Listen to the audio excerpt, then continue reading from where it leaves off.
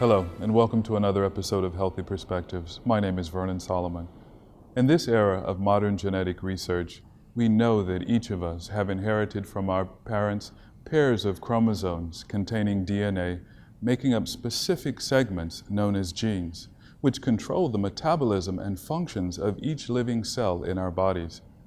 The inherited genes can contain mistakes, known as mutations, and variations, known as polymorphisms, resulting from changes in our environment. Thanks to the Human Genome Project and related research, doctors now have the ability to sample the DNA of any cell within our bodies and test for mutations that may be hidden in our genes. For example, the cells lining the inner skin of the mouth can be tested to determine whether specific segments of a person's DNA contain mutations associated with diseases. In this episode of Healthy Perspectives, we will introduce to you a remarkable medical student whose life has been affected in interesting and often unpredictable ways, having inherited from his family specific mutations and polymorphisms associated with cardiovascular disease. Hi, I'm Dr. Rick Millis, American University of Antigua College of Medicine medical physiologist. And our guest on Healthy Perspectives is David Riley. David Riley is a first-year, second semester medical student at AUA, and he prides himself on being the oldest medical student here. In fact, his classmates call him Grandpa. And he has a very inspiring and interesting story about how he discovered cardiovascular disease in his family and the challenges that he has to endure every day as a medical student and managing his cardiovascular disease. So welcome to Healthy Perspectives, David. Thank you, Dr. Millis. I'm glad to be here. How did you discover that you had cardiovascular disease? Well, the first experience with it was when my dad was diagnosed with an MI at age 47, a myocardial infarction. He had to have bypass surgery and a valve replaced. So a myocardial infarction, as we know, is basically a heart attack, right? Yes. So that's due to clogged arteries. And as it turned out in his case, all of the major arteries that supply blood to his heart muscle had significant blockages in them. So he had severe coronary artery disease as well as a diseased aortic valve. So that was at 47. I was in my 20s when that happened, and it really drove home the fact that cardiovascular disease is an inherited disease, and it's one of those things that we see across generations. So that was the first time it was brought to my attention. Subsequent to that, at around 32, I was diagnosed with high blood pressure. We did 24-hour ambulatory blood pressure monitoring, and we discovered that my blood pressure wasn't falling at night like it normally would. Normally when you relax and go to sleep, your blood pressure goes down. That takes off the stress on your system. And for whatever reason, I was just maintaining a head of pressure all day long, all night long. It never was relieved. 2 years after that, when I was 34, I had my first episode of congestive heart failure. It was very significant. I had retained about 27 pounds of fluid, which is liters of excess fluid, which made it very difficult to breathe. I couldn't lie flat. When I did try to go to bed on several pillows, I'd wake up in about an hour just suffocating, had to get up, walk around, couldn't sleep the rest of the night. And so when they gave me medicine to take off the excess fluid, as I said, it was about 27 pounds of fluid in 24 hours, which actually made breathing a lot easier at that point. Well, let's review now. Okay, that's very interesting. So 34 years old with congestive heart failure, usually we associate congestive heart failure with people who are in their 80s. Isn't that correct? That's correct. There are versions of, or types of congestive heart failure that do occur in younger people. They usually have some form of cardiomyopathy. Which is an abnormal heart muscle. That's right. They have some problem with their heart muscle that's contributing to that. In my case, I had all the experience of heart failure, but my pumping efficiency of the left ventricle was normal. I had a 65% ejection fraction, which is the amount of blood that's pumped out of the heart with each contraction. It means that 65% of it was being pushed out, and that's normal range. But at the same time, the ventricle was thickened, and it didn't move well, and it did not relax very well at all. So I had what's called diastolic dysfunction, That causes the backup of blood into the lungs. That increases the head of pressure on the right side of the heart, and then therefore causes this heart failure. At the time, we didn't know what was causing it. I had a second episode a year later, and then it began to come more frequently, and at 35, my cardiologist looked me in the eye and said the likelihood of making it past 40 was very small. I looked him right back in the eye and I said, it's your job to keep me in that small number that's going to make it, because if you don't, I'm going to come back and haunt you. And so it took several more years before we actually diagnosed severe obstructive sleep apnea. And it turns out that obstructive sleep apnea was what was driving the high blood pressure and the congestive heart failure. So this sounds pretty complicated. Now you had congestive heart failure complicated by sleep apnea. That's a disease where when somebody goes to sleep, they have long periods of not breathing. Yes. So what's the connection there? I mean, do you think you had the sleep apnea going on your whole life that led to the congestive heart failure, or was it the other way around? Well, we believe that it was probably the sleep apnea. When I was married, my wife would frequently awaken me at night because she said I had stopped breathing, and obviously that concerned her. Initially, I got the elbow and the ribs because I was snoring too loud.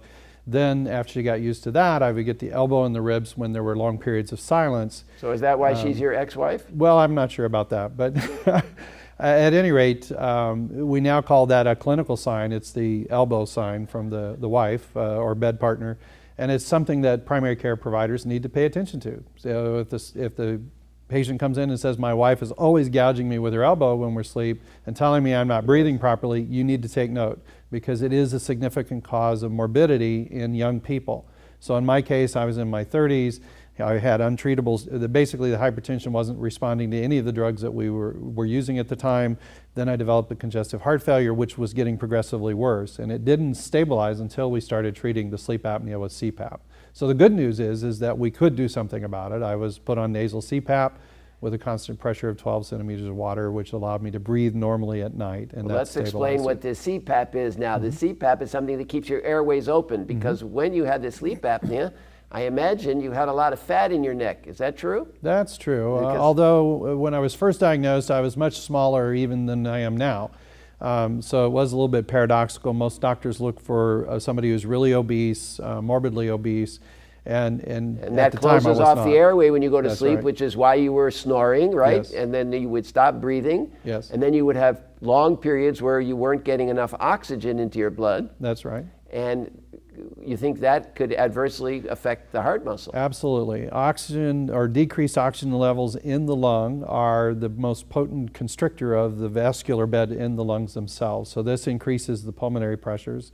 The lack of oxygen circulating to the whole body impacts the brain, impacts the heart, all of the kidneys, all the critical organs are impacted by that. And so there are typically, depending on what your vulnerabilities are, will determine which organs you're going to have problems with. In my case, I had vulnerability with the heart and the lungs. And also there were cognitive changes, memory deficits that developed because of the sleep apnea. So at 34, you had this congestive heart failure very early on. And now what happened between the ages of 34 and later? I understand you had another episode of cardiovascular, of an adverse cardiac event. Yes, so at 45 I had a myocardial infarction or a heart attack, and so this was my version of what my dad had at 47. I had a blocked artery. It was one of the arteries that runs around to the side wall of the heart. It's called the circumflex artery. And I had an 80% blockage that developed over a 3-year period, which is a very rapid period of time. Most cardiologists... Well, how do you know it was over a 3-year period? Because from 34 to 45 is, more than 3 years. It is. And so in my case, about every 5 years, I've had a heart cath. So I've been to the cath lab 8 times. Catheter, by cath, you mean catheterization. Yes. This is putting a tube through your circulation, yes, so that we can measure the pressures in the circulation. So basically they run a catheter in through the artery or vein in the groin, and they go into the heart, they inject dye, they take pictures, they measure pressures directly in the heart so we can determine ejection fraction, flows of blood in the arteries, those kinds of things. And 3 years before I had the heart attack, there was no blockage at all in this artery. So we have the films documenting before and at the time of the heart attack. And so this was a very significant, very large, complex plaque that developed in just a 3-year period. And mostly we attribute that to the stress that I was under. I'm an entrepreneur, had a business that failed at the time, so there was a significant amount of stress at that point in time. One of the medications I was on for my lipid abnormalities was causing a lot of insulin resistance, and so all of those were a perfect storm that just enabled plaque to just be laid down just relentlessly in a short period of time, and it resulted in this blocked artery which caused the heart attack. Well, we know that stress plays a big role in cardiovascular disease, and so all those stress hormones also could create diabetes. Yes. And raise the blood glucose level, which damages blood vessels. Yes. And causes what we call endothelial dysfunction. Yes. The endothelial cells are the inner lining of blood vessels. They get damaged, and then blood flow is abnormal, blood pressure is abnormal, puts an abnormal strain on the heart. The heart gets thicker and stiffer, and it's just a lot of chaos in there, isn't it? There's a lot. It's a vicious cycle. Yes. So once you get on that treadmill, things just get continually worse. And so people ask me, why did you wait till your mid-50s to go to medical school? And I have to honestly answer, and I've given a lot of answers. Some of them are more flippant than others. But at the crux of it, when I was in my 30s, I didn't have the physical reserve or the cognitive capacity, because of the sleep apnea and the memory deficits that I had, to actually function as a student in that environment. It took about 3 years to see significant improvement in the memory deficits, and it took about 12 years to actually overcome and get back to what I would consider baseline for me. It took about 10, 12 years to get energy levels back up to something that were close to normal. And so by the time I was 52, 51, I was at an energy level where I thought I could handle the stress of medical school and a residency. So that's why I went ahead and applied at this time. So let's get back to the genetic basis. So Yes. My understanding of genetic causes of diseases is it could be a single gene or it could be multiple genes. Do you know what genes are affected in your case? And if you do, how did you find this out? Did you undertake an investigation all on your own, or did you go to a Yes. doctor and he tested you genetically? Well, 6 years ago, I was in my doctor's office, and my A1C, hemoglobin A1C, which is a measure of blood sugar level over a 90-day period, was at 7.2, which And you is already knew you had high. diabetes. Yes. And I was shocked when I asked what we were going to do about it. And my provider basically said, well, I'm okay with it. Now, having lived with a lot of diabetics in our family, I knew what the consequences of that were, so I was determined to figure out what I could do about it. So I went out and actually paid out of pocket, because the insurance wouldn't cover it, to have my exome sequenced, so I could take the genetic data and start digging into it to understand if there was a genetic basis for it, and if there was there anything we could do about it. So what did you find? Well, we discovered that I do have a monogenic form of diabetes. It's caused So that's a single gene. Single gene. It's in the HNF1 alpha gene. I'm homozygous for that mutation, and it is the form of diabetes that runs in my dad's family. In terms of the heart disease, I have several genes that drive lipid abnormalities, in particular very high triglycerides and very low HDL. So my HDL runs anywhere from 12 to 20. And the HDL is the protective part. Blood lipid, the protective part. Yes. That protects you against cholesterol buildup and inflammation in the Yes. blood vessels. And my triglycerides will frequently run over 1,000, which usually sends most cardiologists running for the cath lab. So those are genetically driven by specific mutations. In terms of the congestive heart failure, it was out of proportion to the severity of the sleep apnea, and we later discovered that I have two structural genes. One is the Titin gene and the other is desmoplakin, which contributed to the severity of the heart failure. And there are a number of other genes that we've discovered related to that. So there's multiple genes. Some of these genes are, genes are codes for making proteins. Yes. That are important for both function of a cell and structure of a cell. So it sounds like some of these are genes that are making proteins that are Yes. that produce structural abnormalities. as well as functional abnormalities in metabolism. Is that right? Yes, that is correct. And also transcriptional regulatory networks are also impacted by some of the mutations that I have. So these challenges, of course, have to be met on a daily basis. And so we're looking forward to, I think, in the next segment, following you during the day and evening at night, because I know you do a lot to monitor your sleep. For example, for learning and memory of a medical student, sleep must be very important for you. Absolutely. So every night I put on an EEG electrode, a myogram electrode, and an oculogram electrode so we can determine what is the stage of sleep that I have. And then I wear my CPAP and I wear a pulse oximeter. So every night I capture, in effect, a polysomnogram's worth of data about my sleep. And so I have an objective measure of sleep quality in addition to my subjective experience of did I sleep well or not, and how does that impact my performance at school. So you go to sleep every night with this armamentarium Yes. of sensors on you Yes. and hooked to a computer, Yes. so that daily you can evaluate how you're functioning. Yeah, so I have over 3 years worth of data, and after watching the trend improve over time, once I reached a certain threshold, then I was ready to apply for medical school and take on the challenges of being here as a full-time student. We want to thank you and wish you best of luck in your medical career. I'm sure with the dedication that you have shown already as a medical student, you're going to be a luminary in the field of cardiovascular physiology and cardiology and medicine in general. And thanks for being with us. Best of luck. Thank you. I appreciate it. I enjoyed being here. Thank you very much. You're watching Healthy Perspectives.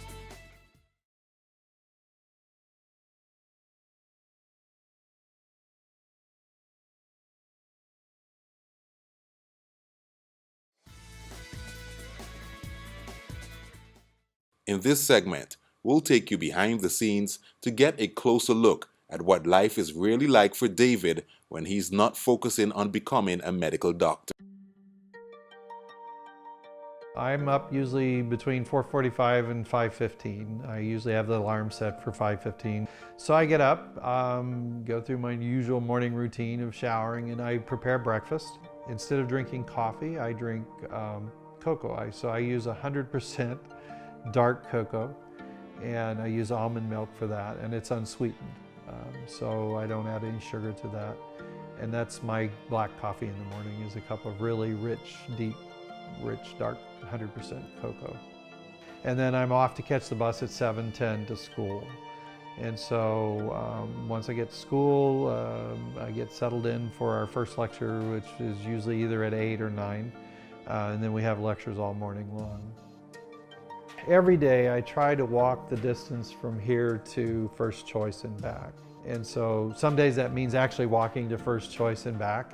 We have 21 students who live here at Anchorage, and we just recently got 17 new students in that are first semester students. So helping them get settled in and going shopping and taking them and showing where everything is, has kept me somewhat busy doing that. And I don't mind doing that because it is exercise. And so I try to do that at least once a day, walk that distance. It's roughly, I don't think it would be a full mile, it's probably just under a mile, but I try to do that at a fairly brisk pace. And like I said, I just limit how fast I go to whether I'm walking with somebody else, how many we're with, and what my symptoms are. For the medications that I take, it's a combination of things that my doctor has prescribed for me, and then over the years, we've tested a number of what would be considered nutraceuticals or herbals, things that you can buy at your health food store. And so the prescription drugs are focused on blood pressure control, the diabetes, the heart failure. So I take 2 diuretics every day, which help get rid of the excess fluid. Since I had the heart attack, they usually put patients who've had a heart attack on a beta blocker, which slows the heart rate down and helps control the amount of oxygen that the heart muscle needs to pump efficiently. And so I take most of those medications I take in the morning. My diabetes drugs I take before each meal and at bedtime. So I take those 4 times a day. But That's all been incorporated into my routine. And then at bedtime, there are some pills that I take to help regulate the sleep, Benadryl and some other things, melatonin and things like that. But those are designed to help me to have a normal restorative sleep. So in terms of monitoring my sleep, I use the Zeo sleep monitor, and it allows me to record one channel of electroencephalogram, which is brainwave, electrooculogram, which is eye movement, and then electromyogram, which has to do with muscle tension in the face. It allows me to determine what stage of sleep I'm in. Is it absolutely necessary? No, I could get by without it, but the data that it provides allows me to understand that if I have a bad day, I can go back and look at the data and see that I had a bad night of sleep. So CPAP, which stands for Continuous Positive Airway Pressure. It is a machine, basically a pump that generates air pressure. It attaches a hose to it. That hose fits to a mask that fits over your nose, in your nose, or over your mouth and nose together, depending on what kind of mask you wear. I wear what they call nasal prongs. So it's just a little set of pillows that sit here, and it blows air in under pressure. And what it does is it keeps your airway open. It acts like an air splint, and it keeps everything open so you can breathe. So the heart rate monitor is just a pulse oximeter, and basically what that is, it looks like a wristwatch. You put it on your wrist here. It has a little electrode that basically fits over the end of one of your fingers. It just gently clamps on there. It's not hard or anything. It's got a little laser in it, and it basically looks at the blood flow in your finger through your skin, and it can actually determine how fast your heart is beating per minute, and it can also determine what is your oxygen content of your blood. So that allows me to collect a whole night's worth of data, and then when I take the data from the CPAP and the Zeo sleep monitor, I can combine those together, and they're all have a beginning mark of time, so we can synchronize them. And I can look across the night and see the events that are going on, whether this event caused a deceleration of heart rate, or my gasping and snoring here, did it cause my oxygen level to go down to dangerous levels, low levels. So this is allowing me to combine all that data in a way that it's meaningful and useful for us from a clinical perspective. Do I need to make a change, or do I need to go see my doctor today because I had a bad night?